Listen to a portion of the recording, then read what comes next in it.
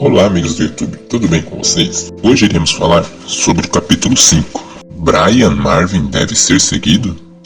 Os seguidores de William Branham acreditam que ele é um profeta aos moldes do Velho Testamento, pois segundo ele, o seu nascimento supostamente sobrenatural foi uma amostra de que foi um profeta de nascença e que, portanto, devia ser ouvido. E diz assim: havendo Deus antigamente falado muitas vezes e de muitas maneiras aos pais, pelos profetas, a nós falou-nos nestes últimos dias pelo Filho. Hebreus 1:1.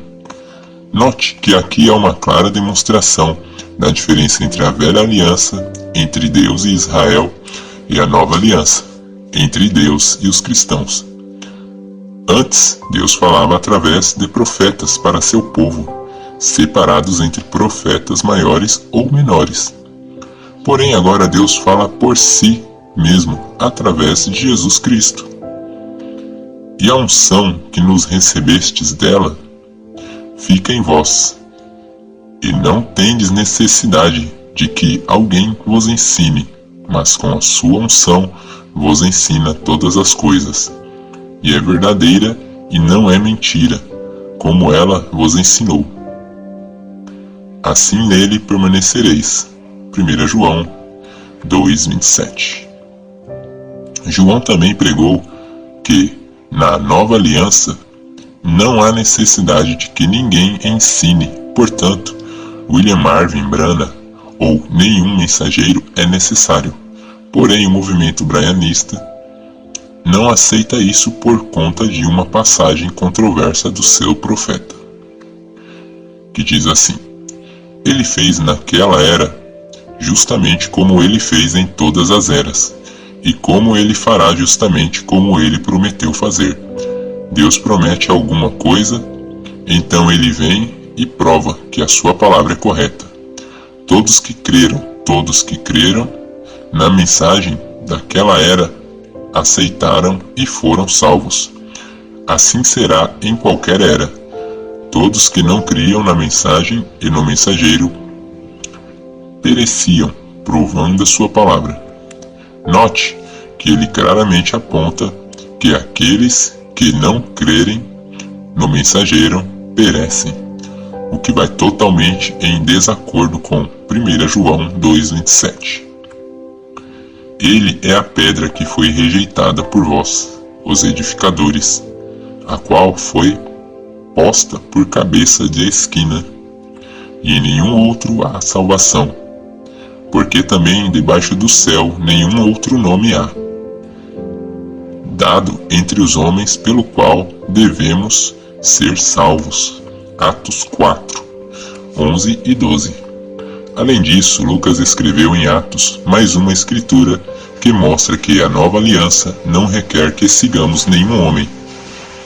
E diz assim: porque, repreendendo-os, lhes diz: eis que virão dias, diz o Senhor, em que a casa de Israel e com a casa de Judá estabelecerei uma nova aliança, não segundo a aliança que fiz com seus pais, no dia em que os tomei pela mão, para os tirar da terra do Egito, como não permaneceram naquela minha aliança, eu para eles não atentei, diz o Senhor, em Hebreus 8:6 e 9.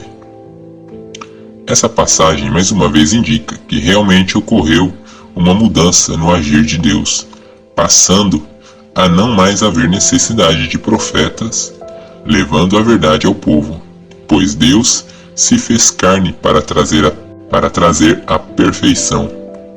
Muitos, porém, utilizam da seguinte escritura para demonstrar a necessidade de ter um profeta, que diz assim: e ele mesmo deu uns para apóstolos e outros para profetas, e outros para evangelistas, e outros para pastores e doutores, querendo o aperfeiçoamento dos santos, para a obra do ministério, para a edificação do corpo de Cristo. Efésios 4:11 e 12. Note que são falados dos cargos da igreja e dos dons, mas não de um posto absoluto. Ainda assim, note que a Bíblia fala sobre profetas, no plural, no Novo Testamento, ou seja, mais de uma pessoa poderia receber a fala de Deus para transmitir ao povo, mas essa função não indica um cargo de liderança ou de dignidade suficiente para que seja seguido. Assim, enquanto no Velho Testamento, Deus escolhia um indivíduo especificamente para conversar diretamente em seu tempo. Agora Deus utiliza de vários com esse dom, mas em menor escala.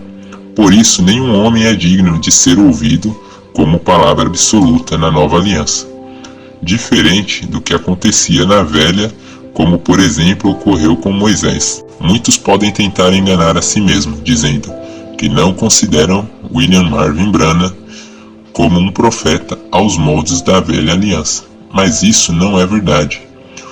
O próprio reverendo dizia isso no púlpito, aplicando passagens do Velho Testamento sobre profetas ao seu ministério. Mas como o movimento braianista o considera um profeta maior digno de ser ouvido como a palavra da hora. Assim, o tratamento para expor as incongruências de nomearem tal homem com esse título tão poderoso. Veremos mais à frente como William Marvin Branham se sai ao teste de Deuteronômio 18 sobre profetas.